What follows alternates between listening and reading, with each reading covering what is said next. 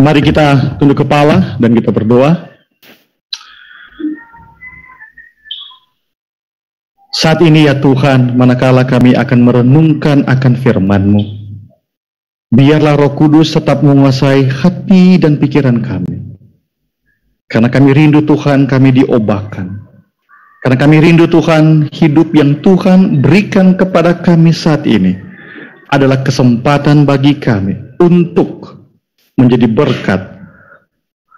Kesempatan bagi kami untuk digunakan oleh Tuhan, menjadi saksi Tuhan. Sehingga manakala Tuhan datang yang kedua kali, akan banyak umat-umat Tuhan akan diselamatkan, bertemu dengan Tuhan di dalam kerajaan surga. Di dalam nama Yesus, Juru Selamat kami. Amin. Shalom, selamat hari Sabat semua. Senang rasanya kita bertemu kembali dalam seri kebaktian kebunan rohani. Hidup adalah kesempatan yang diselenggarakan oleh wilayah 15. Saya bersyukur kepada Tuhan karena Tuhan izinkan kami mengakhiri tahun 2021 ini. Aktivitas kunjungan saya di Uni Indonesia Kawasan Barat berakhir di wilayah 15. Dan tahun ini kami telah mengadakan KKR di 5 provinsi. Diawali dengan di Lampung, setelah itu kami ke Banjarmasin, setelah itu kami ke Bengkulu, ke Kupang, dan terakhir di Jakarta Local Conference teristimewa di wilayah 15. Terima kasih kepada rekan kami, Pendeta Dr. Soper Situmorang yang telah mengatur akan KKR ini. Terima kasih kepada semua hamba-hamba Tuhan. Ada 15 hamba Tuhan. Saya tidak bisa sebutkan namanya satu persatu, tapi hampir semua saya mengenal akan mereka, karena saya juga adalah pendeta yang melayani di Conference DKI ini sebelum saya diangkat, dipercayakan oleh Tuhan di Uni Indonesia Kawasan Barat. Jadi saya melayani di conference ini hampir 20 tahun lamanya. Jadi tidak heran banyak yang saya kenal, rekan-rekan gembala. Terima kasih kepada semua majelis jemaat, anggota-anggota jemaat yang telah terlibat dalam rangkaian kebaktian kebunan rohani ini. Sungguh secara pribadi, saya sangat diberkati, sangat berbahagia dapat mengakhiri rangkaian pekerjaan saya sebelum tanggal 22-23 November ini akan diadakan pemilihan kembali. Dan saya bersyukur mengakhiri tugas saya diizinkan oleh Tuhan untuk menjadi pembicara di KKR wilayah 15. Dan saat ini saya rindu untuk membagikan akan share screen.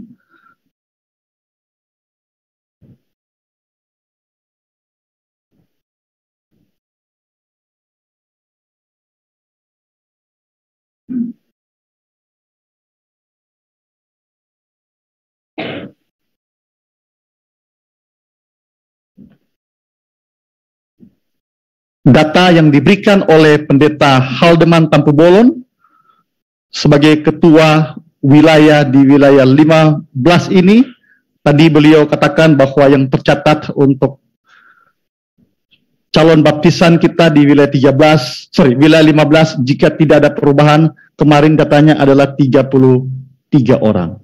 Terima kasih untuk semua keterlibatan umat-umat Tuhan, pengorbanan, doa yang telah diberikan. Kita tahu KKR wilayah 15 ini dengan tema hidup adalah kesempatan sudah diawali duluan oleh 3 evangelis. Yang pertama itulah evangelis Stefanus Wijaya. Beliau membahas kesempatan saat masih kuat, masih ada daya, gunakan baik-baik itu tubuh ini supaya sehat sehingga kita boleh melayani Tuhan dengan lebih baik lagi. Setelah itu oleh evangelis Bob Saragi yang menekankan hidup adalah kesempatan masih punya waktu. Gunakan waktumu sebaik-baiknya.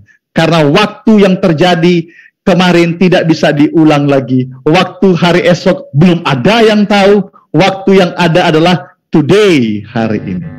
Dan terakhir oleh evangelis Riston Simbolon, kesempatan saat masih ada berkat dalam penata layanan tentang uang. Terima kasih kebetulan itulah bidang saya di Uni Indonesia Kawasan Barat, kemana-mana selalu membahas tentang tanda kutip penata layanan. Dan di KKR kita membahas kesempatan untuk berubah. Apa yang berubah adalah pola hidup kita, tujuan hidup kita. Tujuan hidup kita adalah kita rindu untuk bertemu dengan Tuhan. Kalau Tuhan datang yang kedua kali. Dan setelah itu kita membahas kesempatan untuk mengasihi. Wujud daripada kita mengasihi adalah kita menghidupkan akan firman Tuhan melalui penurutan kepada 10 hukum. Dan tadi malam kita telah membahas kesempatan untuk menurut. Sebagai bukti Anda dan saya mencintai Tuhan.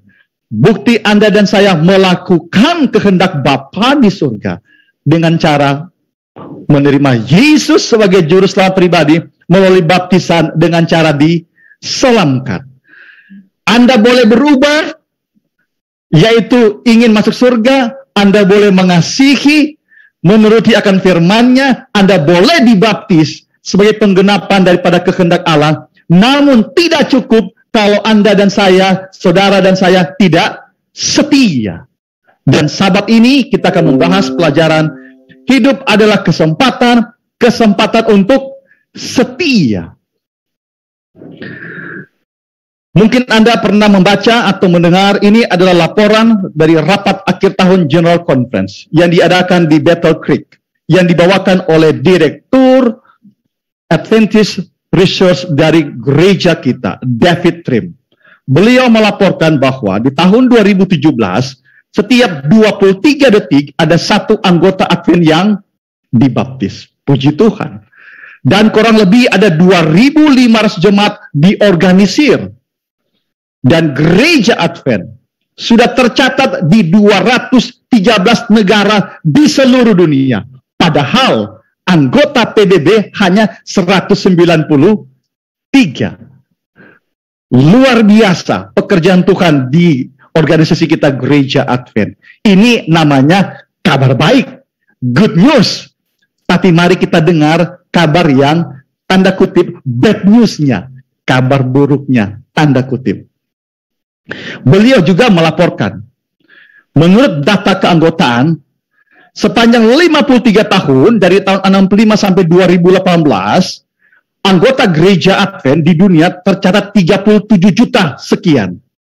Namun, selama 53 tahun lamanya, ada kurang lebih 14.500.000 anggota Advent meninggalkan akan kebenaran. Jadi kalau dipakai rata-rata yang hilang itu adalah 42%.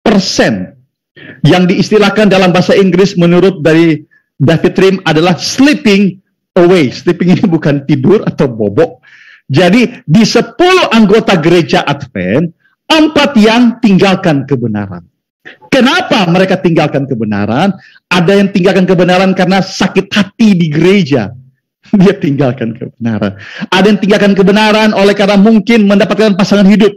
Dia tinggalkan akan kebenaran. Dan berbagai-bagai alasan. Jadi saya tidak tahu, khususnya karena kami berbakti dan beribadah di gereja Palem Semi. Dan juga gereja-gereja lain yang ada di wilayah 15. Sudahkah Anda pernah mendata anggota gereja Anda sejak gereja itu diorganisir? Berapa yang tercatat sejak diorganisir dan di mana mereka berada? Dan menurut catatan ini, 42% itu hilang. Mari kita lihat beberapa data yang dia dapatkan yang merupakan kecenderungan sehingga orang itu meninggalkan kebenaran. Mari kita lihat. Inilah data yang diberikan oleh David Trim ini, survei gereja Advent 2018 tentang praktek kehidupan kerohanian anggota gereja kita. Saya tidak berikan banyak daripada survei dia, hanya beberapa saja. Dia katakan bahwa kehadiran anggota gereja Advent selama 12 bulan itu, yang hadir rutin adalah hanya 29%. Yang sebelah kanan. Terus, yang menghadiri kebaktian sekolah Sabat katanya, yang on time hanya 12%. Saya nggak tahu gereja Palem Semi pada waktu jam 9 kebaktian hari Sabat dimulai, apakah sudah on time datangnya. Sekarang sebenarnya lebih mudah untuk on time ke gereja. Kenapa lewat Zoom? Pertanyaannya adalah, pertambahannya anggota hadir di acara sekolah Sabat sama atau berkurang?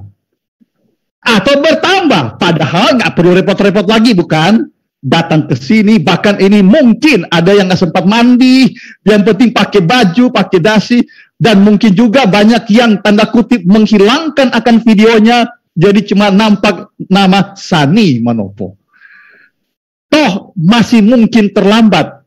Contohnya, saya tidak bisa menghakimi, nanti berdosa. Data yang dia bawakan bahwa membaca Alkitab baik pribadi maupun keluarga, kurang lebih 48% yang rutin katanya. Terus yang berdoa secara pribadi 63%. Ini yang membuat saya tanda kutip kagetnya luar biasa. Ditanya, ini adalah dasar kepercayaan gereja Advent. The true Sabat, Sabat yang benar adalah hari yang ke-7 hari Sabat. Anda tahu, ternyata yang betul-betul yakin itu hanya 83%. Anggota Advent ini. Yang setuju 13,6%. Yang ragu-ragu, betul nggak hari Sabat itu hari ke-7? 2,2%.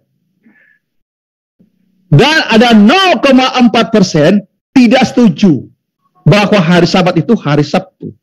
Dan lebih parah lagi, ada juga yang betul-betul tidak setuju sama sekali bahwa gereja Advent itu berbakti hari Sabat itu adalah hari Sabtu. Padahal agamanya agama apa? Advent. Kalau bahasa Inggris, Seventh Day Adventist Church. Kalau bahasa Indonesianya, Gereja Masehi Advent hari yang ke-7. Tapi nggak percaya bahwa hari ke-7 itu hari Sabat. Ini data dari David Trim. Tapi mari kita lihat data daripada yang mensurvei bukan gereja Advent. Jadi mereka survei kepada anggota gereja Advent. Ini saya ambil dari Pew Research Center. Pew Research adalah salah satu research nomor 1 di dunia. Dan dia meneliti dari survei itu kepada anggota-anggota gereja Advent di Amerika katanya. Bukan di gereja Palem Semi atau wilayah 15. Dia katakan tahun 2007 itu anggota gereja Advent berjumlah 0,4% daripada penduduk yang ada di Amerika. Tahun 2014 naik 0,5%. Logikanya tahun ini mereka harus survei lagi. Berarti per 7 tahun. Coba Anda perhatikan survei dia. Praktek keagamaan daripada gereja Advent. Percaya bahwa Alkitab, percaya kepada Tuhan hanya 89% yang percaya. Percaya Alkitab adalah firman Allah hanya 89%. Berarti banyak juga anggota Advent tidak percaya Alkitab adalah firman Allah. Yang berdoa setiap hari hanya 86%. Yang percaya bahwa ada surga hanya 85%. Berarti banyak juga anggota Advent nggak percaya tentang surga. Nah ini menarik ini. Dan yang menghadiri kebaktian mingguan secara rutin hanya 67%. Ya mungkin sekali-sekali mungkin gereja-gereja yang ada di Palem Semi coba survei anggota-anggota kita. Di survei anggota-anggota kita, jangan-jangan ada juga yang nggak percaya bahwa gereja Advent itu berbakti hari Sabat. Nggak percaya itu Alkitab. Setelah ditanya kenapa? Saya baca-baca Alkitab, ternyata apa yang Alkitab bilang nggak mengabulkan doa-doa saya. Dia nggak percaya. Ada juga. Iya kan? Oke. Gereja Advent mempunyai misi. Apa misi gereja Advent? Pekabaran 3 malaikat. Dan banyak kita selalu berpatokan bahwa pekabaran 3 malaikat itu hanya sampai di ayat yang ke-11. Padahal ditutup dengan ayat yang ke-12. Saya mau kita yang ada di sini baca bersama-sama. Wahyu 14 ayat yang ke-12 tadi telah diterangkan oleh hamba Tuhan Evangelis Stefanus Wijaya. Kita baca sama-sama. 2, 3.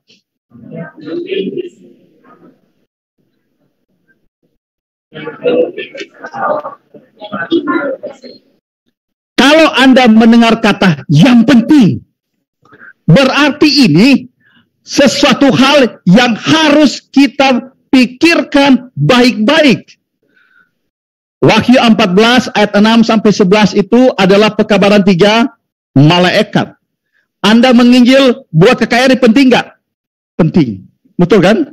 Tapi kalau orang bilang endingnya, closingnya adalah yang penting di sini adalah ketekunan orang-orang kudus menuruti perintah Allah. Kita sudah bahas bukan? Kita hanya bahas 2 kata ini. Firman Allah dan iman kepada Yesus. Enggak lama. Dari sini jam 11 kita akan selesai. Kalau dia lewat pun hanya lewat jam 11 lewat 1 menit ke atas. Oke, ini kita sudah belajar bukan? Di hari apa itu? Hari apa tentang 10 hukum? Tadi kita bahas tentang 10 hukum juga bukan? Betul tidak? Kalau saya mau tanya kepada kita, kalau orang yang baru mengenal kebenaran, ditanya 10 hukum, ini jawaban dia. Betul kan? Tapi kalau orang Advent yang sudah lama dalam kebenaran, kalau dibilang yang penting di sini adalah memelihara hukum Allah. Jika orang Advent itu yang ada di kepala dia hanyalah 10 hukum, yang umumnya orang bilang kata jangan, maka dia berarti belum tanda kutip mengerti apa yang dimaksud dengan yang penting di sini tekun pelihara hukum. Apakah saya mau ajar kepada Pak Simbolon? Pak Simbolon harus rajin ke gereja ya? Nah perlu. Betul nggak? Pak Simbolon, jangan berzina ya? Nggak perlu. Sudah ada di sini. Tapi mari kita lihat kenapa Alkitab ini, dalam hal ini Rasul Yohanes berkata, yang penting di sini ketekunan orang-orang kudus. Menurut Christian Education dikatakan bahwa hukum Allah itu adalah pantulan tabiat Yesus.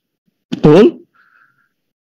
Masih ingat pada waktu Musa, dia katakan kepada Tuhan, Tuhan, show your glory. Tunjukkanlah kemuliaan-Mu. Itu ada di dalam Keluaran 34 ayat yang ke-6. Tunjukkanlah kemuliaan-Mu Tuhan. Dan Tuhan bilang, engkau mau melihat kemuliaan saya? Dan Tuhan katakan, aku ini Allah yang panjang sabar. Aku ini Allah yang murah hati. Itu di Keluaran 34 ayat yang ke-6. Hukum Allah adalah pantulan tabiat Yesus.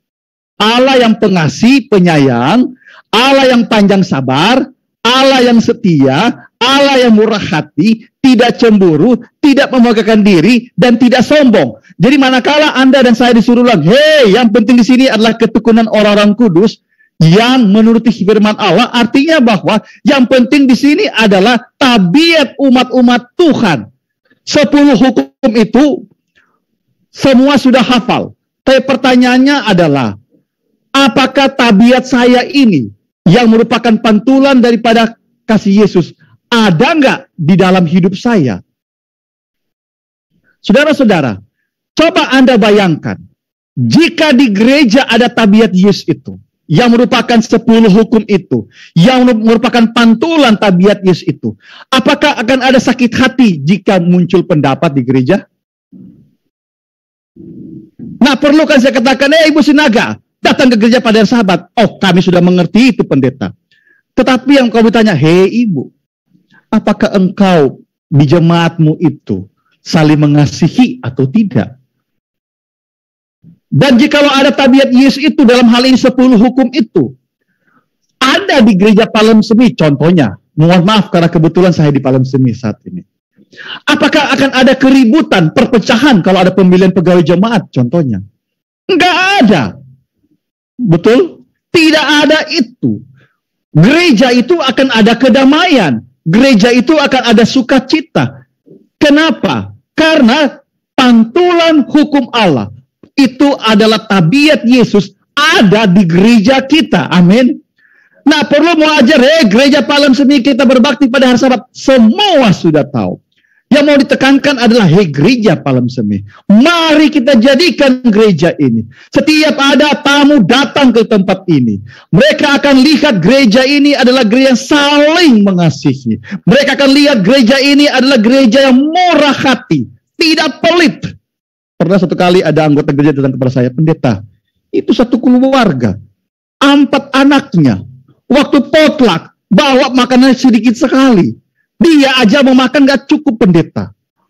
Satu keluarga 6 orang. Kalau dia orang tidak berada boleh, orang berada pula. Gimana ini, pendeta? Seperti berat sekali. Keluarga aja ini mau makan, gak cukup, pendeta. Apalagi mau makan sama-sama. Kadang-kadang kita lupa kenapa diadakan potluck di gereja. Potluck itu untuk fellowship, persekutuan. Dulu waktu kami belum menikah di Jakarta, tiba di hari Sabat, itulah hari yang sangat diberkati. Namanya anak kos. Betul tidak? Ada free makanan. Pendeta Safar ya? Free makanan. Enak sekali free makanan. Setelah itu, habis acara gereja, ketua jemaat panggil, ayo kita pergi melawat. Langsung ada dalam pikiran kami, pasti tutup Sabat ditraktir lagi. Lumayan. Ya namanya anak kos. Ini tanda kutip. Nah, semua anak kos seperti demikian. Iya kan? Jadi, itulah fellowship. Betul kan? Kalau ada kata makanan lebih, nah apa-apa, bawa pulang bagi mereka yang tidak mampu. Mungkin bagi orang-orang yang mampu, telur lebih itu tidak terlalu berharga. Tapi telur yang lebih di gereja bagi orang tidak mampu, terima kasih Tuhan, malam ini tutup Sabat, kami sudah punya makanan. Kadang-kadang kita nggak berpikir sampai ke situ. Terima kasih Tuhan, beras sudah habis, untung Tuhan, ada nasi yang sisa. Kita nggak tahu kebutuhan masing-masing anggota kita. Nah, ada anggota gereja yang saya pergi di mana-mana semua kaya. Pasti akan ada orang yang susah. Betul kan? Kita nggak tahu.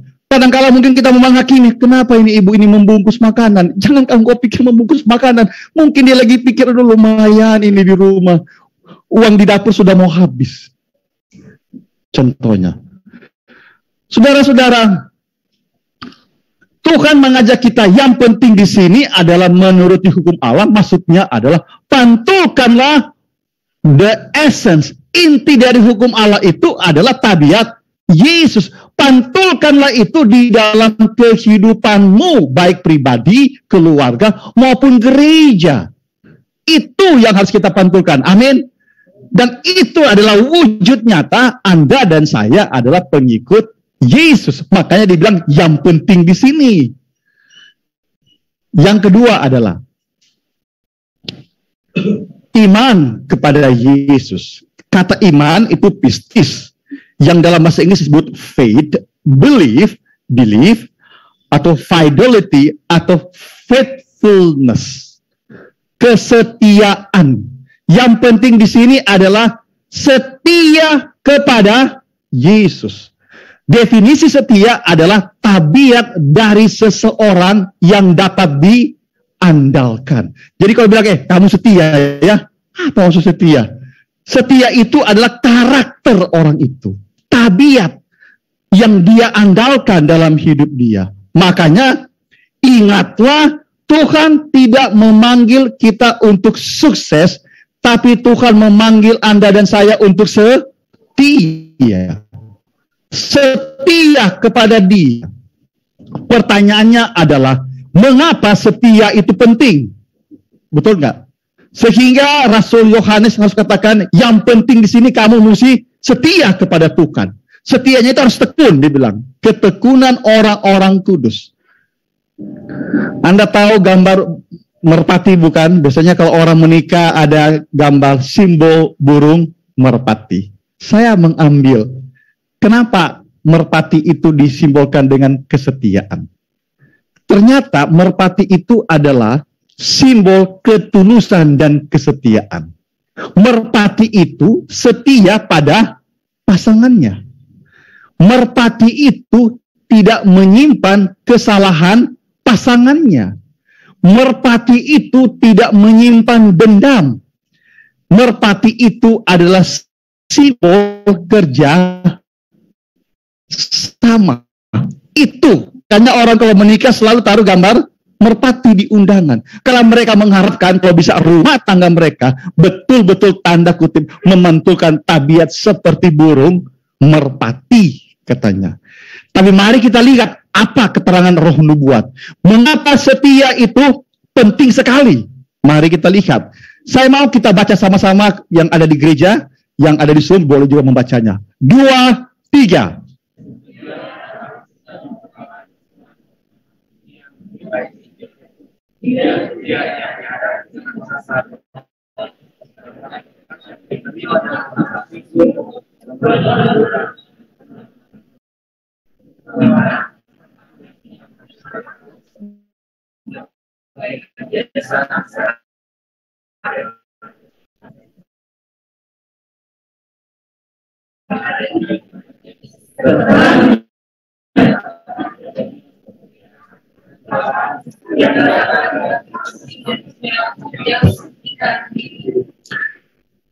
Bagaimana saya membuktikan bahwa Alkitab itu benar? Bagaimana saya membuktikan bahwa Injil Yesus itu benar? Bagaimana saya membuktikan bahwa pekabaran tiga malaikat itu benar? Dan bagaimana saya membuktikan bahwa jika Anda menjadi anggota gereja Masehi Advent ke-7, kamu betul-betul diberkati?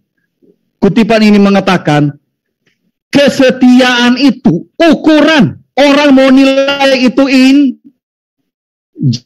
orang mau nilai agamamu benar atau tidak. Orang mau menilai apakah gereja Advent tanda kutip benar atau tidak. Orang mau melihat apakah pekabaranmu betul atau tidak. Bagaimana mereka mau nilai?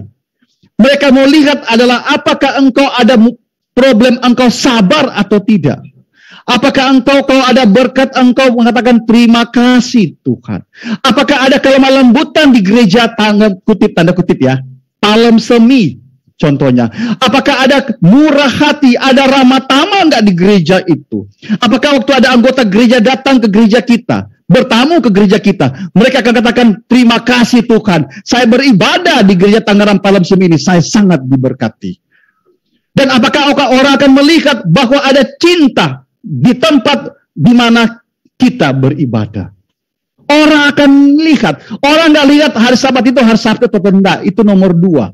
Yang dia mau lihat itu adalah hidup saya ini betul atau tidak. Betul kan? Dia mau lihat. Katanya orang Advent agama benar. Tapi tiap kali pemilihan ribut berantem. Katanya orang Advent potlak aja ribut. Katanya orang betul tanda kutip katanya. Betul tidak? Yang dilihat itu makanya dia bilang kesetiaan itu adalah ukuran. Mau cari tahu betulkah ini firman Tuhan ini betul atau tidak? Bagaimana cari tahu? Lihat di dalam kehidupannya. Mohon maaf ya hanya bercanda. Sebenarnya begini, anggota-anggota jemaat, kalau engkau mau baik kepada pendetamu, baiklah kepada pendeta itu selagi pendeta itu masih hidup. Kalau sudah mati nggak ada guna kamu mau baik. Bikin pendeta itu jas. Sudah meninggal. Sama juga setiap kali saya kasih tahu kepada keluarga-keluarga, hei anak-anak muda, orang-orang muda, kalau engkau mau baik, kalau engkau rindu betul mencintai orang tuamu, tunjukkanlah waktu selama dia masih hidup. Tunjukkanlah betul-betul. Jangan sudah mati baru dilihat luar biasa ya ini. Minta maaf ya Grace. Aduh, menangis terseduh-seduh, menangisnya luar biasa. Padahal waktu hidup telepon aja nggak pernah. Grace, waktu nggak ke rumah, sibuk kerja. Setelah meninggal, baru ada waktu. Itu adalah sangat tragis sekali. Tadi malam kan saya katakan, Anda orang-orang muda kalau telepon orang tua, untuk apa ada telepon? Mereka bilang selalu telepon kalau mau ada kebutuhan. Pernahkah Anda telepon atau WA orang tua katakan, Mama, Papa, apa kabar? Bangun tidur, berdoa, semoga hari ini Mama dan Papa diberkati. Kalau saya tanya kepada orang tua, waktu Anda membaca kalimat yang berkata, Papa, Mama, baru saja adik bangun pagi, mendoakan supaya Papa dan Mama Tuhan jaga. Senang nggak Pak orang tua? Senang. Orang tua pasti bahagia kalau anak-anak itu berhasil di pekerjaan. Tapi orang tua lebih berbahagia kalau anak-anak itu hidup di dalam kebenaran. Amin. Makanya saya katakan, bagaimana mau cari tahu gereja atau itu benar? Lihat dari lihat dari kehidupan kita. Bagaimana kita memperlakukan orang lain di gereja. Bagaimana kita memperlakukan orang tua kita. Di situ dilihat itu Injil. Dilihat betul atau tidak. Wah, ribut gereja. Kenapa itu rumah itu ribut? Wah, setiap hari berantem. Agama apa itu ya? Betul tidak? Tapi saya setiap pagi ada orang pernah bilang, setiap pagi kami selalu dengar lagu bisik doa waktu pagi. Jadi tetangga-tetangga waktu dengar kami diberkati Pak. Ternyata itu orang Advent. Nggak perlu menginjil, orang tahu ini orang Advent. Agamanya itu luar biasa. Saudara-saudara, itulah kenapa Tuhan katakan, yang penting di sini adalah ketekunan orang-orang yang kudus. Setia. Saudara-saudara, ingat. Allah tidak memanggil kita untuk sukses, tapi memanggil kita untuk setia. Apakah setia dalam mengembalikan perpuluhan? Apakah saya setia dalam memberikan persembahan? Apakah saya setia dalam tugas pelayanan di gereja? Seperti KKR ini diberikan kita suatu waktu, kesempatan untuk melayani. Apakah saya setia kepada pasangan hidup saya? Apakah saya setia kepada orang tua saya? Ingat, setia itu dalam arti kata hidup kita betul-betul mempraktekkan tabiat Yesus. Apakah saya setia dalam menjalankan perintahnya? Dan apakah saya setia menjadi saksinya? Saya mohon maaf jika umpama ada di antara kita yang sudah pernah mendengar akan khotbah saya ini dalam hal kesaksian. Jujur, dimanapun saya berada, saya selalu berikan ini kesaksian. Kesaksian seorang hamba Tuhan yang tetap setia kepada Tuhan, walaupun banyak badai. Dulu saya berpikir ada orang yang paling susah di dunia ini yang saya tahu adalah Ayub. Tapi ternyata masih ada yang lebih susah daripada Ayub. Ini adalah pendeta Ishak Ngwadini, presiden dari East Central Rwanda Conference. Jadi dia adalah ketua conference. Mereka itu pada waktu itu, sebelum peristiwa itu terjadi, mereka tinggal di kompleks namanya The Mugenero Seventh-day Adventist Complex di Kibuye, Rwanda. Jadi ini adalah peristiwa, jika sebentar Anda habis gereja, Anda ketik di Google pembantaian massal di Rwanda, maka Anda akan ketemukan ini cerita ini. Yang terjadi tahun 94. Di tempat inilah, kompleks inilah ada kantor daerah, di situ ada rumah sakit, di situ ada universitas, di situ ada tempat tinggal pegawai-pegawai mission, dan di sekitar situ adalah perkampungan orang-orang Advent. Pendeta Ishak ini adalah pendeta yang saleh dan jujur. Ini saya tanda kotak ini. Takut akan Allah, menjauhi kejahatan. Seorang pendeta keluarga bahagia. Kami diberikan kesempatan oleh Tuhan melalui Prisma Ministry. Pendeta Sopar Situmorang juga ikut ke sana, ke Rwanda, Afrika. Kami Prisma Ministry KKR di sana. KKR di sana. Jadi pergi 18 jam, baliknya 26 jam. Tiketnya pergi ke sana itu sekali pergi PP itu kurang lebih 40 juta. Lebih mahal Pak Simbolon ke sana daripada ke Amerika Serikat. Amerika Serikat $1.000 PP sudah dapat. Kalau ke yang dalu ke sana tidak.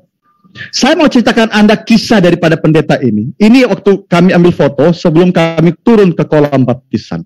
Jadi di sana Prisma Ministry itu mengadakan KKR di tempat-tempat lokasi-lokasi. Saya dan pendeta Sopar Sipotomarang beda lokasi. Jadi beda titik KKR.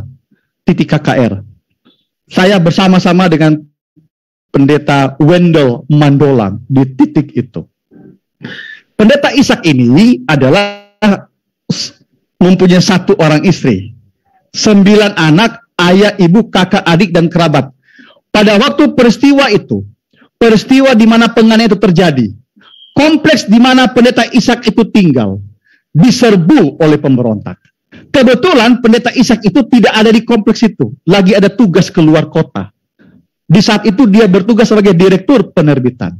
Dan di tanggal 6 April tahun 1994, mulailah peristiwa itu terjadi. Dan tanggal 7 April, tepat juga di hari Sabat, di mana di tempat itu semua orang berkumpul masuk ke gereja. Di tempat itulah diserbu pemberontak. Dan akibat peristiwa penyerangan itu, pendeta Ishak kehilangan istrinya, kehilangan 9 anaknya, kehilangan ayah, ibu, kakak, adik, kerabat, kehilangan hartanya, kehilangan kebahagiaannya. Semua keluarganya tewas dibantai. Kalau Pak Simbolon minta maaf ya, sering disebut namanya. Pasti kalau 1 anak pun meninggal walaupun punya anak, pasti sedihnya minta ampun. Ini Pak Simbolon, semua anaknya tewas dibantai. Dan waktu kami berkunjung ke tempat-tempat di mana museum-museum orang yang dianiaya, rata-rata kami memperhatikan tengkorak-tengkorak kepala mereka retak. Jadi mereka diperkirakan mereka yang kebanyakan meninggal pada waktu itu adalah mereka yang dipotong pakai parang di kepala supaya langsung mati. Kalau tusuk di perut mungkin bisa selamat, tapi kalau potong di kepala, di otak terbelah, pasti dia akan meninggal. Dan Anda bisa bayangkan pendeta Ishak ini, waktu mendengar kabar, ingat pendeta juga manusia. Dia bukan malaikat, dia juga manusia. Waktu dia mendengar kabar istrinya mati, anak-anaknya mati, papa dan mamanya meninggal juga, kakak adiknya meninggal. Waduh, saya nggak bisa bayangkan betapa sakitnya dia itu. Jadi kisah dia ini sudah pernah keluar di Berita Mission 2 kali berturut-turut. Di bulan Agustus, saya lupa tahun berapa. Anda boleh ketik di Google, atau Anda ketik boleh di Adventist Review Church News Story. Anda boleh buka di situ. Ketemu ini kisah ini. Saudara-saudara, dia bersama dengan rombongan-rombongan orang dibawa ke tempat pengungsian. Dia hanya pergi pakai baju. Kalau Ayub kan masih punya apa? Istri. Masih punya kerabat, betul kan? Tapi pendeta Ishak ini hilang dalam sekejap. Hilang kebahagiaannya. Tapi apa rahasia dia? Dia katakan, I believe God with me. Susah itu jawabannya Pak Simbolon. Saya percaya Tuhan bersama dengan dia. Saudara-saudara, waktu dia diwawancarai, saya ambil ini dari Adventist Mission. Saya ambil, saya tidak terjemahkan. Ini kalimat dia berkata, I know one day I will see them again. Saya tahu satu kali nanti saya akan bertemu dengan mereka. Siapa itu mereka? Keluarganya. I don't accuse God of anything. Saya tidak mau menyalahkan Tuhan. Manakala ada musibah, dia nggak mau menyalahkan Tuhan. Saya tahu mereka lagi tidur katanya saat ini. Dan satu kali nanti, mereka akan bangun, wake up. Dan memang kita telah belajar, orang mati itu hanya tidur. Luar biasa. Dan dia bilang, and so I have faith, katanya. Dan saya punya iman bahwa keluarga saya dan para pendeta sahabat-sahabat saya yang telah meninggal itu, saya akan bertemu dengan mereka lagi, katanya. Amin. Sebab karena itu saya harus hidup untuk Yesus. Sebenarnya inilah yang mesti dipengharapan. Kalau Anda kehilangan suami Anda, istri Anda, orang tua Anda, doa Anda harus seperti demikian. Saya tahu papa saya, mama saya hanya tidur, dan saya percaya kami akan bertemu kembali. Itulah pengharapan, itulah keuntungannya orang yang percaya kepada Tuhan. Bahwa kematian itu bukanlah perpisahan selama-lamanya, tapi kematian itu hanya perpisahan yang sementara. Karena orang yang meninggal hanya tidur. Berapa lama mereka tidur? Berapa lama orang yang meninggal tidur itu? Berapa lama? Hanya 1 malam. Kan cuma tutup mata kan? Tutup mata, baru bangun. 1 malam, tanda kutip. Tutup mata, bangun. Jadi dia katakan, karena itu saya harus hidup untuk dia. Mari kita lihat.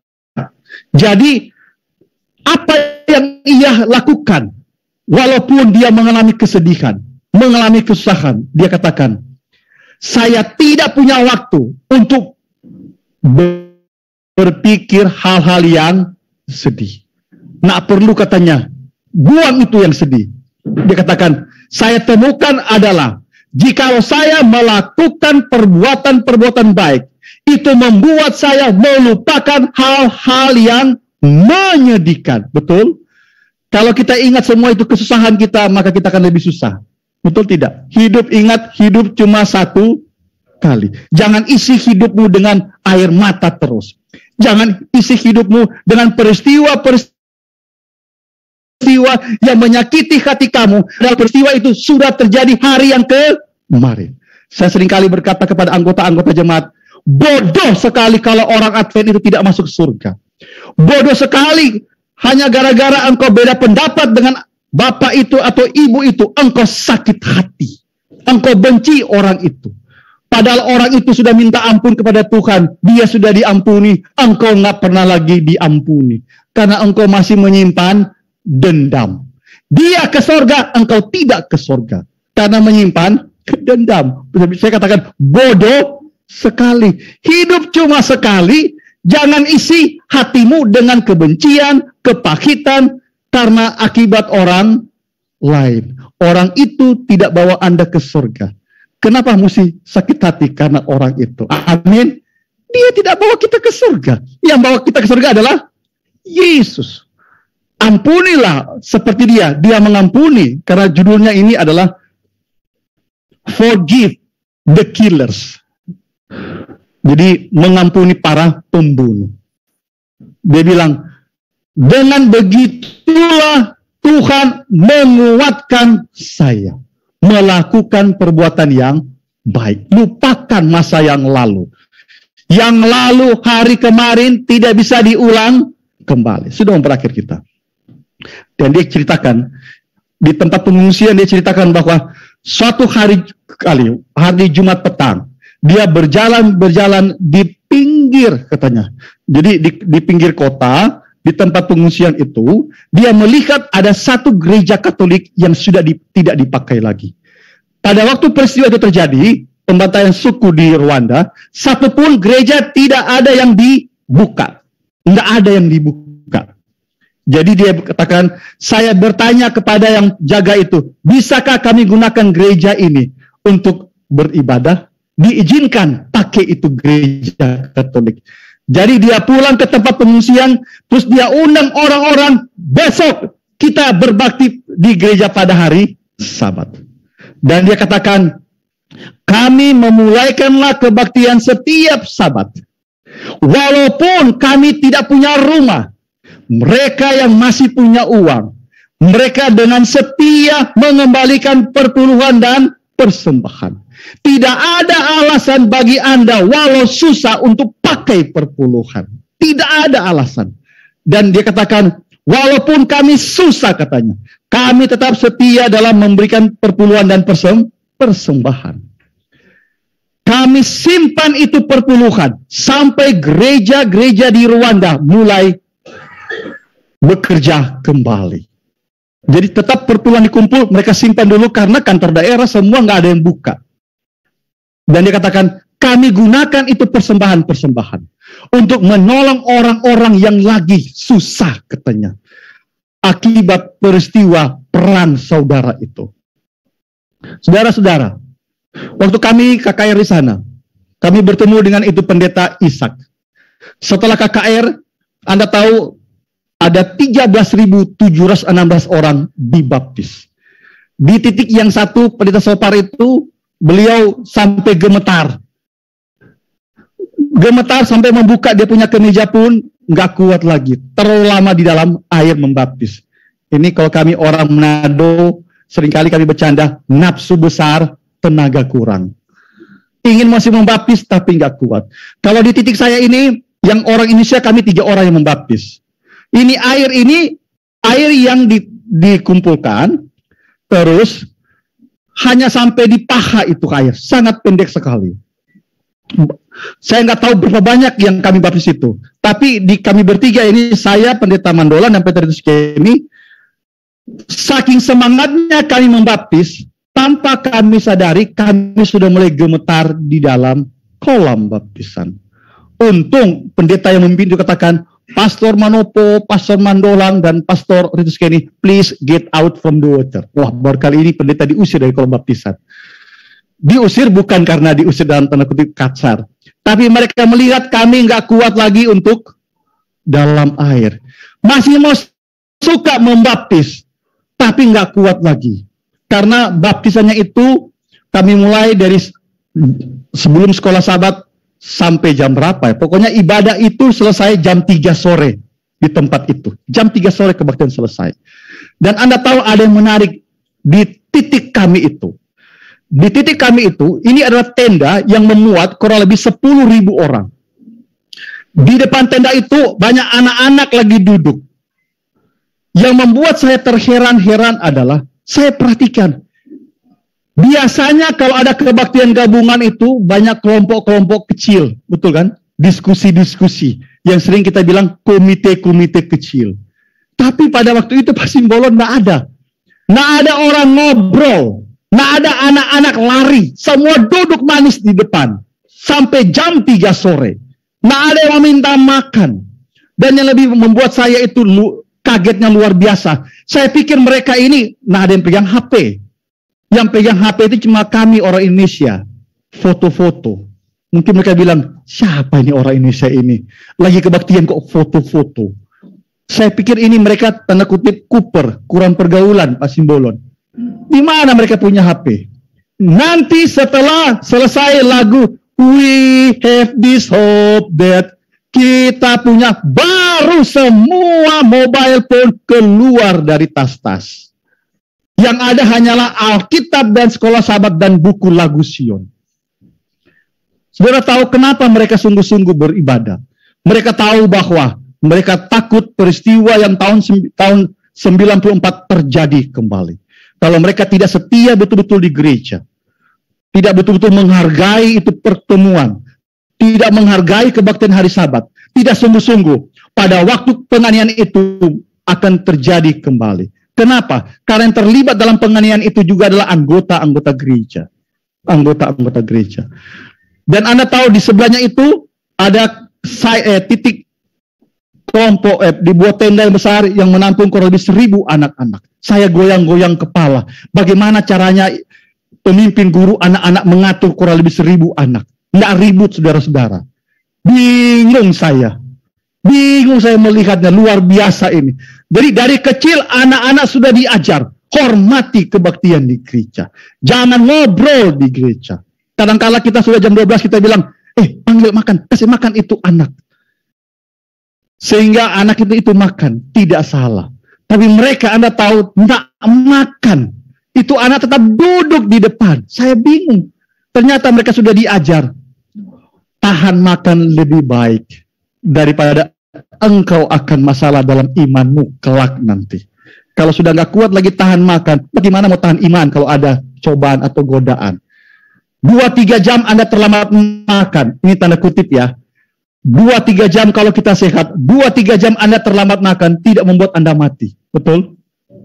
Nggak akan buat Anda mati. Saya jujur sudah pernah tanda kutip puasa 3 hari 3 malam. Sudah rasakan, nggak mati juga ternyata. Jadi kalau ada yang bilang nggak makan itu 1 hari, 2 hari mati, nggak mati. Bahkan itu sehat. Perlu buat katakan sekali-sekali mesti puasa, betul? Puasa. Jadi mereka tunjukkan betapa pentingnya setia kepada gereja. Anda tahu kebaktian mulai jam 9, sebelum jam 9 sudah penuh. Yang lebih membuat saya kaget adalah, ini saya kaget luar biasa, waktu acara PA.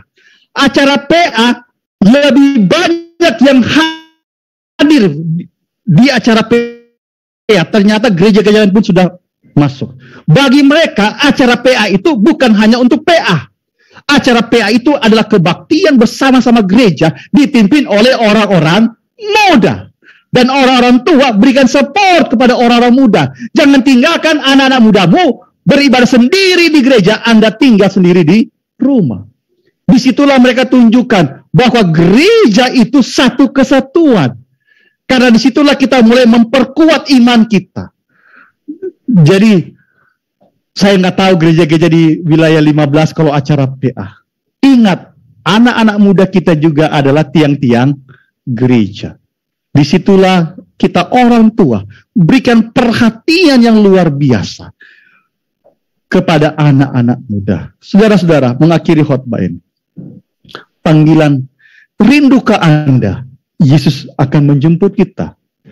Rindukah Anda untuk bertemu dengan mereka yang telah beristirahat di dalam Tuhan? Rindukah Anda untuk masuk dalam kerajaan surga? Ayat inti berkata, slide terakhir, hendaklah engkau setia sampai mati. Dan aku akan mengernakan kepadamu mahkota kehidupan. Saya mau Anda dan saya, coba Anda bayangkan, anggaplah yang lagi bertelut itu adalah diri Anda sendiri. Pernahkah Anda membayangkan di tepi laut kaca, tangan Tuhan sendiri akan menaruh mahkota di kepalamu, Pak Simbolon? Luar biasa. Bayangkan, saudara-saudara, nggak lama lagi kita hidup, bukan? Pertahankan itu iman.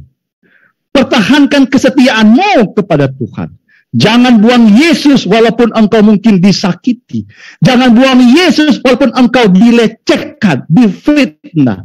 Jangan buang Yesus. Jangan tinggalkan gereja. Jangan tinggalkan kebenaran. Ingat, pahala yang akan Tuhan berikan. Ada banyak orang bekerja dengan keras, bahkan sampai jam 12 malam, supaya dapat bonus lembur 1-2 juta. Tapi Anda berusaha untuk setia. Jeripayamu tidak akan sia-sia. Jujur, saya secara pribadi, saya selalu membayangkan betapa indah tangan Tuhan sendiri memegang mahkota, menaruh di kepala saya. Dan Tuhan akan memberikan saya mahkota kehidupan. Dia akan memberikan saya kecapi dari emas. Dia akan memberikan saya daun pelepah kurma. Daun pelepah simbol kemenangan. Saya membayangkan peristiwa itu. Hidup, ingat, hidup cuma 1 kali. Hidup adalah kesempatan. Gunakanlah kesempatan ini sebaik-baiknya. Bagi mereka yang akan dibaptis nanti, pertahankan imanmu setelah engkau dibaptis. Walaupun mungkin ada banyak tantangan, banyak cobaan, tetap setia kepada Tuhan. Bayangkan nanti, waktu Tuhan datang yang kedua kali, ada ratusan ribu, jutaan malaikat ada di langit. Mau jemput siapa? Jemput Anda dan saya. Setiap pagi seringkali saya memandang ke langit. Saya bayangkan betapa indah saya menyaksikan Yesus di angkasa dengan jutaan malaikat untuk jemput saya pribadi. Oleh karena itu, saya mengajak kita, mari semua umat-umat Tuhan, umat-umat Tuhan yang ada di wilayah 15, mulai saat ini Anda bawa dalam doa Anda, seperti doa pencuri di atas kayu salib. Ingatkanlah aku kalau engkau datang sebagai Raja. Mari kita berdoa. Jemaat Tangerang Palang Semi, pendeta harus berdoa, Tuhan, ingatkanlah anggota-anggota saya kalau Tuhan datang sebagai raja. Kalau dia suami, dia akan berdoa, Tuhan, ingatkanlah istri saya. Istri akan berdoa, Tuhan, ingatkanlah suami saya, nama suami saya. Kalau dia orang tua, dia akan bilang, Tuhan, ingatkanlah nama anak-anak saya kalau Tuhan datang sebagai raja. Kalau anak-anak, dia akan berdoa, Tuhan, ingatkanlah mama saya, papa saya kalau Tuhan datang sebagai raja. Doa pencuri di atas kayu salib dikabulkan atau tidak?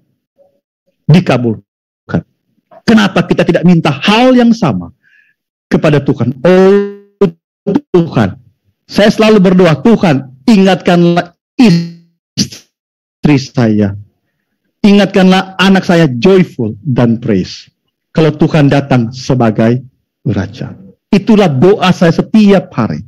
Dan saya mau juga umat-umat Tuhan yang ada di wilayah 15 bawa dalam doa itu.